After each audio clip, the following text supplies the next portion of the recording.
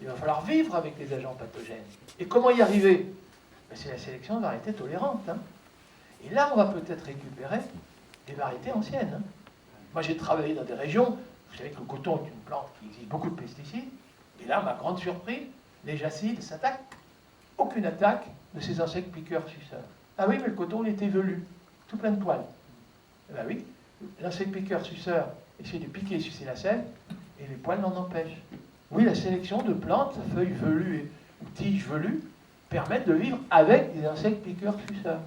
Vous avez des chenilles, alors je ne vous raconte pas, quand c'est des chenilles, feuilles lisses, cirées, le papillon dépose son œuf, hop, l'œuf tombe à terre, pas de développement de la larve. Et maintenant, on connaît même des plantes qui tolèrent la présence des deux.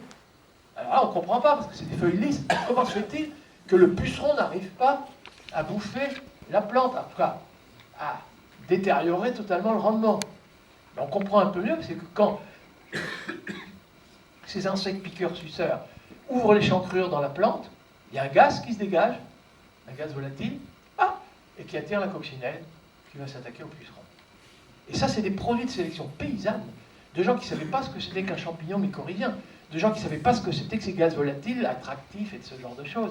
Mais aujourd'hui, la science, elle est capable d'expliquer le pourquoi de certaines pratiques paysannes qu'on a peut-être un peu trop délaissées, minorées et même méprisées. Mais aujourd'hui, on en connaît les fondements scientifiques, et inutile de vous dire, on va progresser. On ne va pas reproduire l'agriculture de nos grands-parents. C'est vrai que quand je vous dis, on va remettre les animaux sur la paille, on va refaire du fumier, on va remettre des pommiers dans la prairie, on va réembocager, ça fait un peu retour en arrière. Mais nos grands-mères ne savaient pas ce que c'était que les champignons mycorhiziens, les grands-pères ne savaient pas ce que c'était que ces gaz volatiles. Et aujourd'hui, quand vous regardez des gens en permaculture, à leur connaissance de plantes attractives, répulsives, de comment ils gèrent toutes ces interactions, non pas pour éradiquer, on n'éradique plus, on n'utilise plus les produits anciens, mais on vit avec, on minore les ravages, on minore la prolifération. Et pour les champignons, parce que c'est souvent sur les champignons que c'est le plus difficile, ben je vais vous dire, c'est plusieurs espèces différentes dans un même champ. Hein. Même en Chine, hein, j'ai vu alors c'est des variétés là, mais dans les rizières chinoises, les paysans ils mettent plusieurs variétés et régulièrement, il y a une variété qui n'est pas accueillante pour les champignons pathogènes de la variété d'à côté. En permaculture ou dans les cultures associées, les spores peuvent se balader avec les vents. Si vous avez 3-4 barrières végétales de plantes peu accueillantes, ben, un champignon pathogène de cette espèce, pour rejoindre la plante de la même espèce, ben, écoutez, je suis désolé, 4 barrières végétales, prolifération mineure, très peu de dégâts occasionnés aux cultures. Oui, l'agriculture de demain n'éradique plus, elle vit avec, elle minore les ravages, elle minore la prolifération. Il y a 1001 techniques selon les lieux, évidemment, parce que le débat, on va l'ouvrir, mais les façons techniques d'y arriver dépendent des conditions locales. Est-ce qu'il y a une saison sèche, faire des pluies? Mais je peux vous assurer, quand je monte des photos de mil et de sorgho au Niger, sous des parcs de Fédérabia albida, légumineuses, le rendement est 3 fois supérieur sous la frondaison de l'arbre. Cet arbre, il a des racines profondes, il est capable de faire la photosynthèse en saison sèche, il a accès à la nappe phréatique, il développe ses feuilles, il fixe du carbone en saison sèche. C'est une légumineuse, il fixe de l'azote. Avec ses racines profondes, ils vont chercher l'élément minéraux en profondeur. Quand la feuille morte tombe à terre, tiens, c'est le début de la saison des pluies, ça tombe à terre, il n'y a pas trop d'ombrage pour le mil et le sorgho. La feuille est riche en carbone, en azote, le bandosal, ça fabrique du fumier sans même qu'on ait à mettre du fumier. Ça fabrique de l'humus sans qu'on ait à mettre du fumier.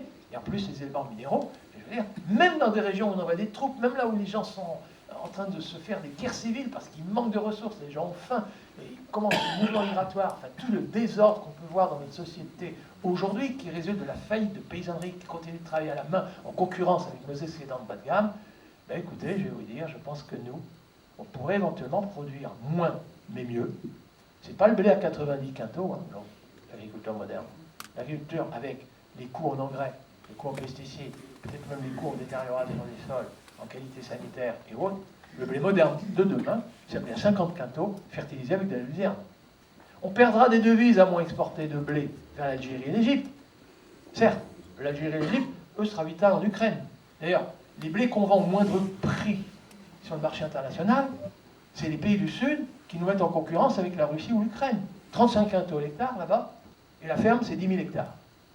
Donc vous savez, nous, le blé à 90 quintaux, hein, aucun avenir.